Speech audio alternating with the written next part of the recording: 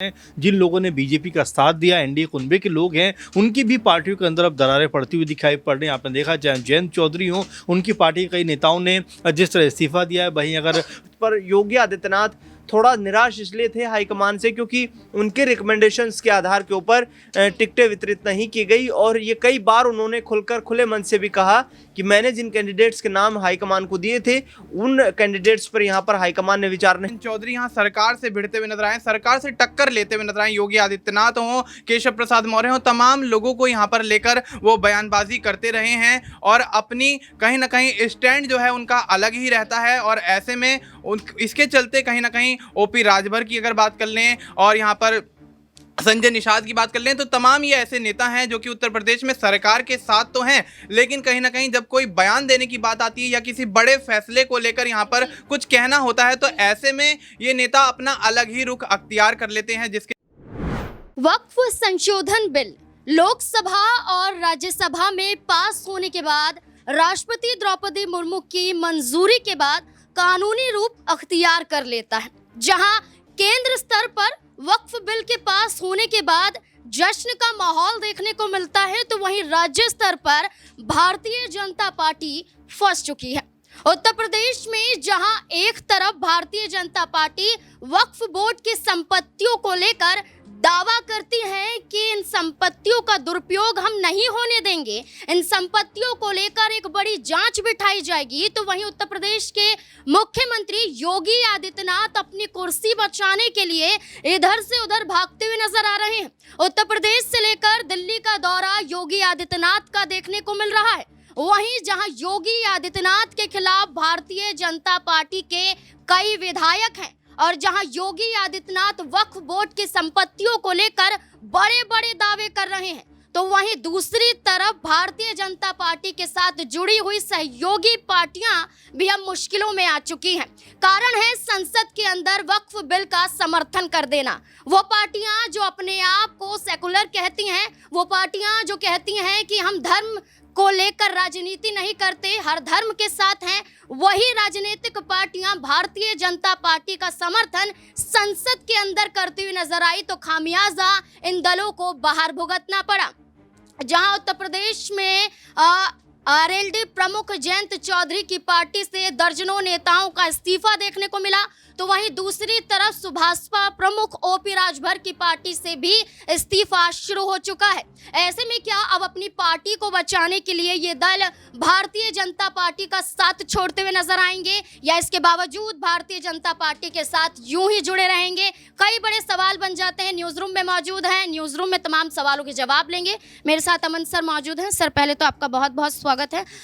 Sir, अगर हम चर्चा करें तो इसका खासा असर बिहार और उत्तर प्रदेश में देखने को मिल रहा है, जहां नीतीश कुमार की पार्टी से 15 नेताओं ने इस्तीफा दिया। इसके बाद हम उत्तर प्रदेश में देख रहे हैं कि जयंत चौधरी के प्रदेश महासचिव ने इस्तीफा दिया। इसके अलावा कई और नेताओं ने भी इस्तीफा दिया, दर्जन भर नेताओं ने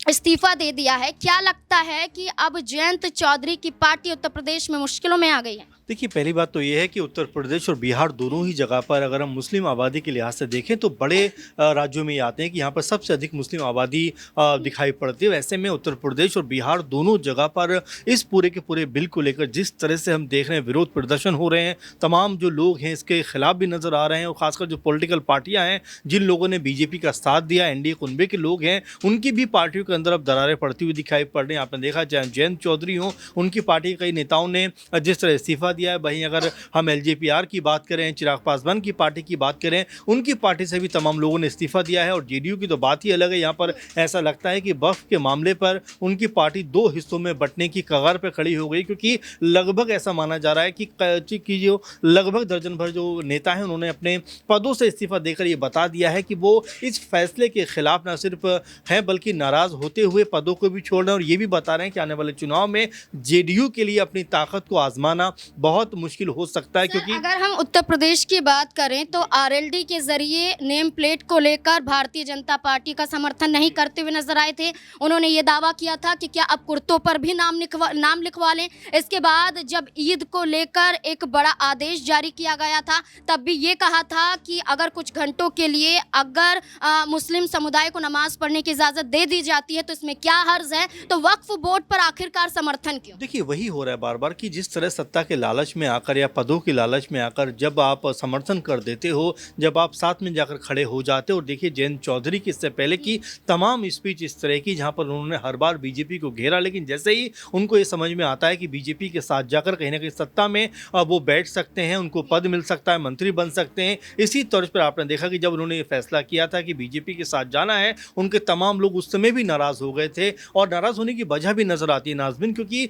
जयंत चौधरी ऐसे नेताओं में शुमार किए जाते हैं जो हिंदू मुस्लिम की राजनीति कभी नहीं करते, किसानों के मुद्दे उठाते हुए नजर आते हैं। चाहे उनके पिता अजीत जो चौधरी की बात करें, उनके दादा की बात करें, सब लोग जो हैं एक तरह किसानों के मुद्दे उठाते हुए नजर आते हैं। लेकिन अब जिस तरह से कह सकते हैं कि बीजेपी के साथ वो नजर आते हैं, और बीजेपी ऐसा पहली बार नहीं है जबकि वो इस तरह की बात करे, बल्कि हर एक बार ऐसा देखा गया कि जो बीजेपी है वो धर्म की राजनीति करने में सबसे ज़्यादा आतुर रहती है, और इसका फ़ायदा भी उनको मिलता हुआ दिखाई पड़ा है। लेकिन जयंत चौधरी इससे अलग तरह की राजनीति करते हैं। आपने जैसा कहा भी कि जिस तरह से कई मौक़ों पर देखा गया कि जयंत चौधरी ने सीएम योगी के आदेश के खिलाफ जाकर कहा कि भाई आप जिस तरह की ये पाबंदियां लगा रहे हो, नेम प्लेट की बात करें या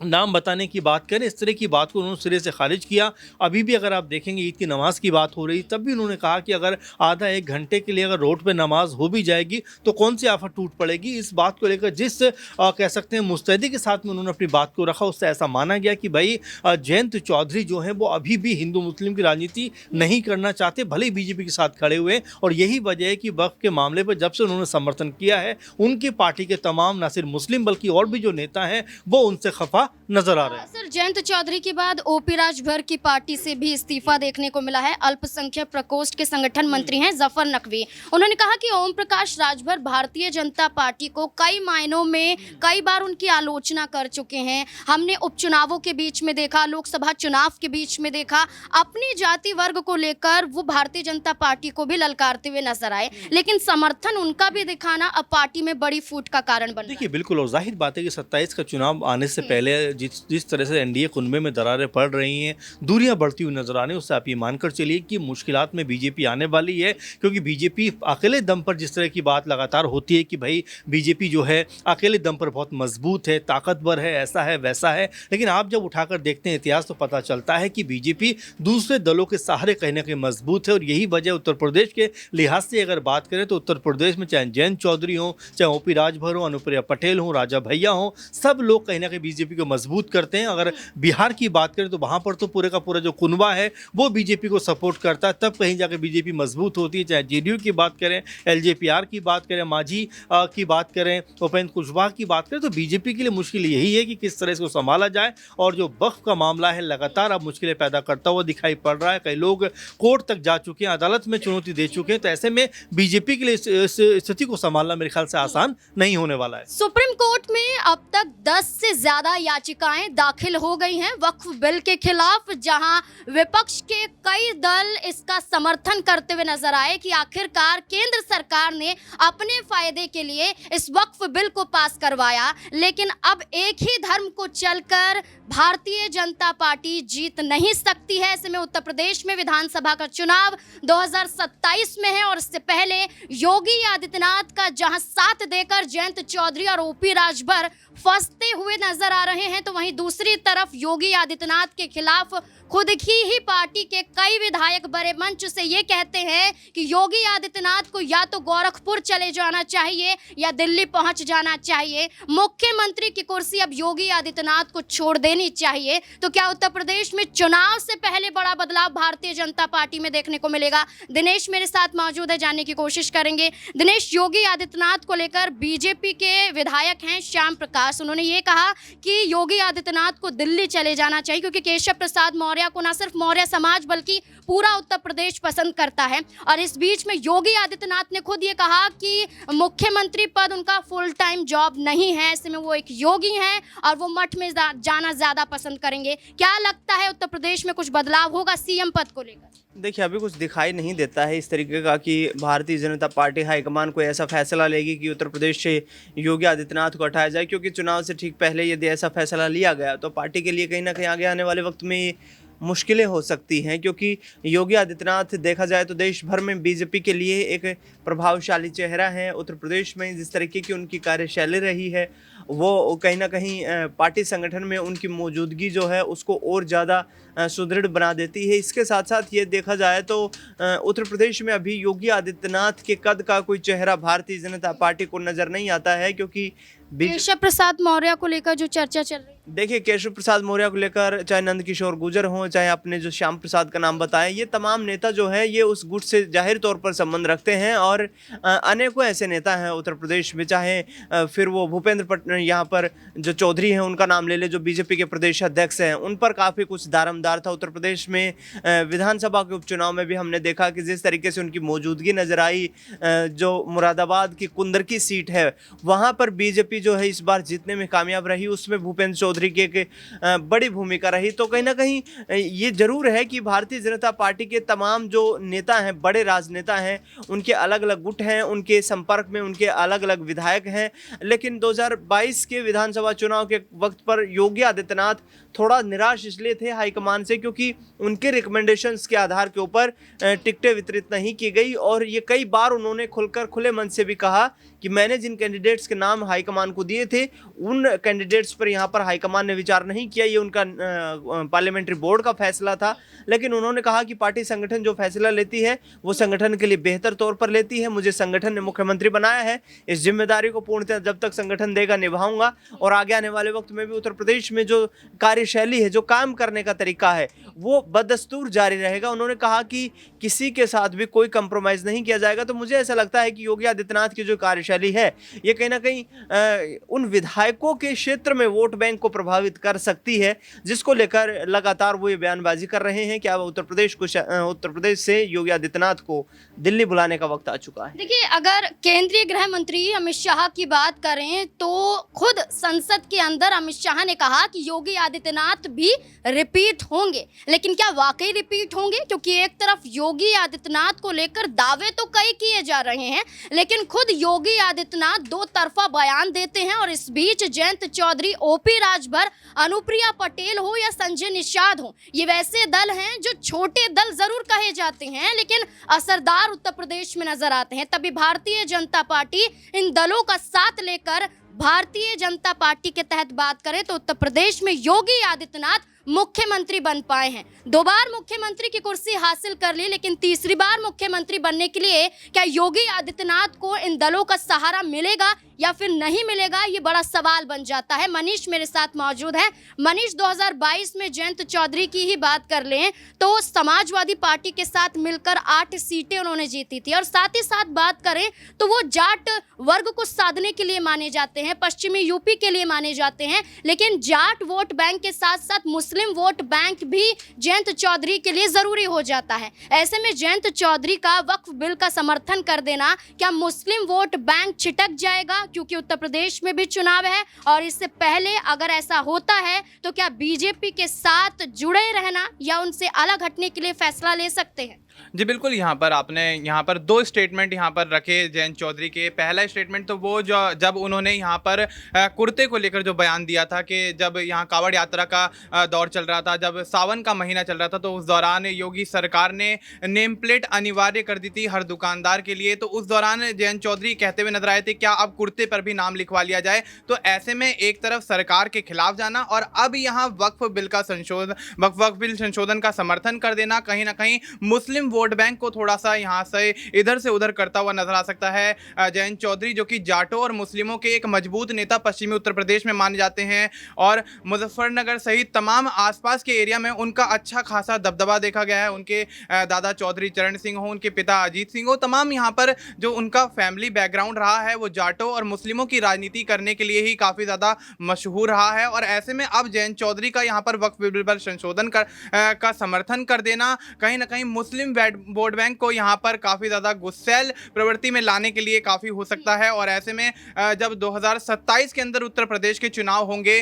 तब यहाँ पर कहीं ना कहीं मुस्लिम यहाँ पर जयंत चौधरी से खासा नाराज़गी जाहिर कर सकते हैं, जिसके चलते जयंत चौधरी को हो सकता है कि अपने इस बयान के लिए या यूं कहें कि अपने इस समर्थन के लिए मुस्लिम वोट बैंक का साथ देने के लिए उनसे माफ़ी मांगनी पड़े और तमाम ऐसी चीज़ें करनी पड़े जो कि भारतीय जनता पार्टी के खिलाफ जाती हुई नजर आए। लेकिन आपने देखा होगा कि उत्तर प्रदेश में कई ऐसे फैसले रहे हैं जिसके खिलाफ अक्सर जयंत चौधरी यहाँ सरकार से भिड़ते हुए नजर आए, सरकार से टक्कर लेते हुए नजर आए। योगी आदित्यनाथ हों, केशव प्रसाद मौर्य हों, तमाम लोगों को यहाँ पर लेकर वो बयानबाजी करते रहे हैं और अपनी कहीं ना कहीं स्टैंड जो है उनका अलग ही रहता है। और ऐसे में इसके चलते कहीं ना कहीं ओपी राजभर की अगर बात कर लें और यहाँ पर संजय निषाद की बात कर लें तो तमाम ये ऐसे नेता हैं जो कि उत्तर प्रदेश में सरकार के साथ तो हैं, लेकिन कहीं ना कहीं जब कोई बयान देने की बात आती है या किसी बड़े फैसले को लेकर यहाँ पर कुछ कहना होता है तो ऐसे में ये नेता अपना अलग ही रुख अख्तियार कर लेते हैं, जिसके चलते उत्तर प्रदेश की राजनीति डामाडोल होती हुई नजर आती है और योगी आदित्यनाथ की कुर्सी पर भी यहाँ पर सवाल आते हुए नजर आते हैं। लेकिन अब जिस तरह से यहाँ पर वक्फ बिल का समर्थन कर देना यहाँ पर दिखाता है कि जयंत चौधरी जो है वो मुस्लिमों को अब कहीं ना कहीं अपने से अलग करते हुए नजर आ रहे हैं। तो अब ऐसे में आने वाले समय में जब चुनाव होंगे तो क्या जयंत चौधरी की आरएलडी को यहां बड़ा झटका लगता हुआ नजर आएगा। आपने यहां पर समाजवादी पार्टी में उनके जो विधायक हैं, उनके जो नेता हैं, उनके जाने की बात करी तो ऐसे में देखा जा रहा है कि अब अखिलेश यादव जो है उत्तर प्रदेश की राजनीति में काफी ज्यादा मजबूत हो रहे हैं। भारतीय जनता पार्टी हो, आरएलडी हो या उनके तमाम सहयोगी दल हो, सभी कहीं ना कहीं अब यहां पर उनके जो नेता हैं वो यहां पर समाजवादी पार्टी और अन्य पार्टियों का समर्थन करते हुए नजर आ रहे हैं, उनकी तरफ जाते हुए नजर आ रहे हैं। तो अब ऐसे में कहा जा सकता है 2027 के विधानसभा चुनाव से पहले योगी आदित्यनाथ के लिए बहुत मुश्किल समय आ गया है, जिसके